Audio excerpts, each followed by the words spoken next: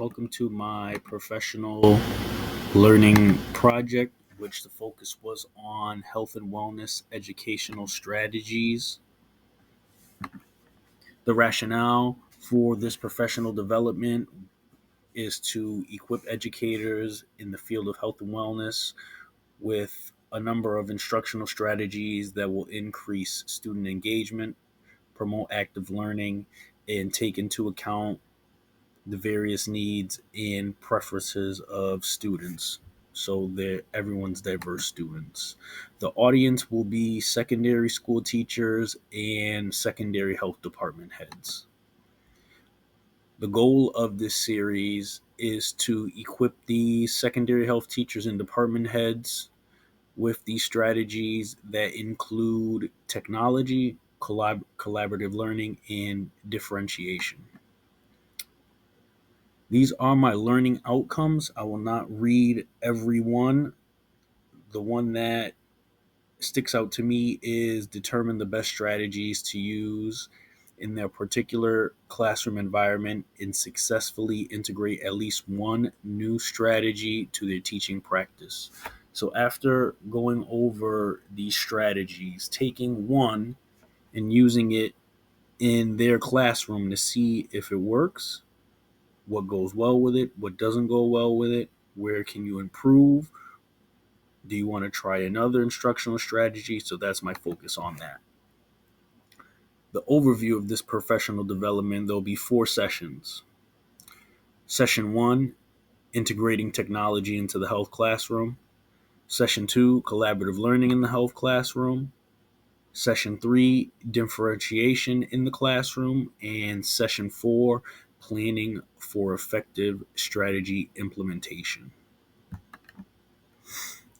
These are the best practices or strategies that I focused on once again: collaborative learning, technology, differentiation. In terms of technology, there's 3 examples that I brought up that might be strategies that someone can use. Interactive notebooks, which give students the chance to have a tool where they can edit that notebook to what best fits them, whether it's visually, kinesthetically, interactive, however they feel helps them learn the material the best. And how that connects with UDL is multiple means of representation, maximize, transfer, and generalization. The second is Kahoot, which is an interactive platform which teachers can use for quizzes, surveys, or discussions. And under UDL, that would fall under multiple means of representation, offer alternatives for auditory and visual information. The last technology strategy would be Polev, which it does some of the same features as Kahoot. Some different ones would be live polls, live question and answer, where a student can answer and not display their name, or they can display their name depending on the setting that the teacher has. So if she wants students to remain anonymous because she feels she'll get the best, he or she will get the best answers anonymously, they have the option to do that.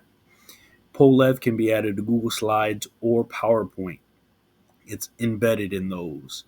That UDL connection would apply to action and expression, multiple media for communication. Out of my literature that I reviewed, I got this quote in the article.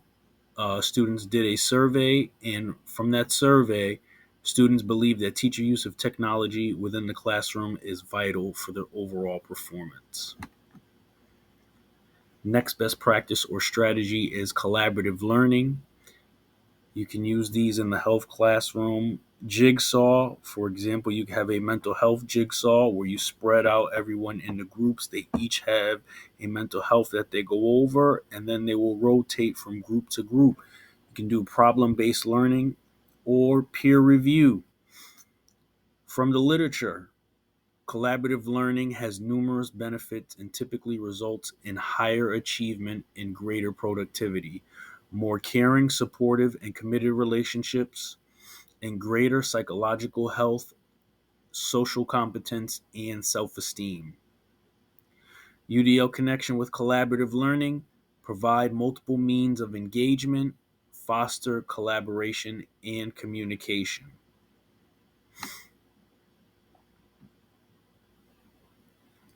Our last practice or strategy would be differentiation, flexible grouping students however you see fits best.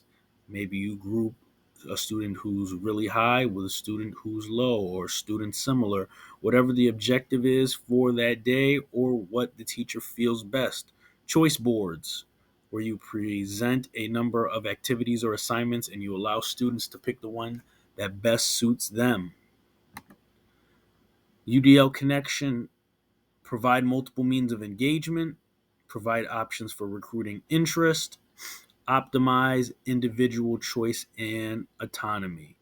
From the literature, differentiated instruction is an instructional approach that accommodates the diversity of students by coping with student diversity, adopting specific teaching strategies, invoking a variety in learning activities, monitoring individual student needs, and pursuing optimal learning outcomes. The educational theorist that I applied to this professional development and my curriculum review was Jerome Bruner. He had a constructivist approach, which emphasizes the role of active learners in constructing knowledge through discovery, interaction, and scaffolding. How his ideas would apply to the strategies that I went over. First, technology can aid in active learning and discovery, having students explore and interact with each other to get a deeper understanding of the material or ideas. Collaborative learning, the social aspect of learning aligns with collaborative learning. Students can build knowledge together and gain from different perspectives by participating in activities such as discussions, problem solving, or project based activities. Lastly, differentiation. His approach to learning recognizes that students have unique ways of organizing and understanding information.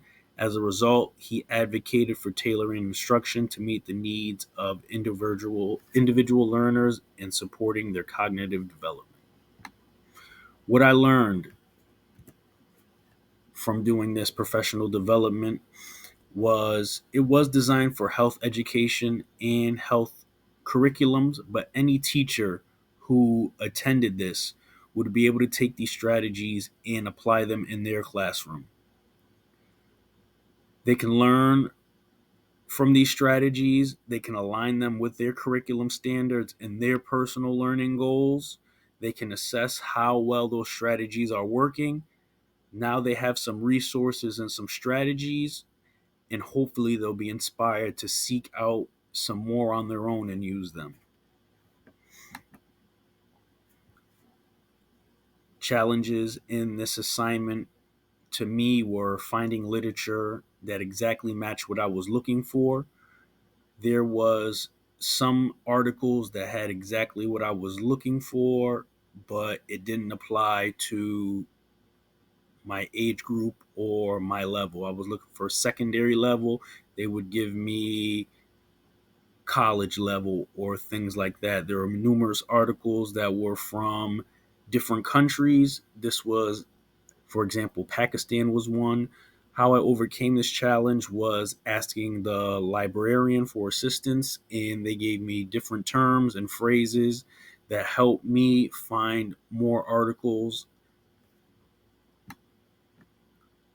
The recommendations I would have for anyone doing this assignment would be to choose a curriculum that they use and are familiar with, or have access to a lot of information on.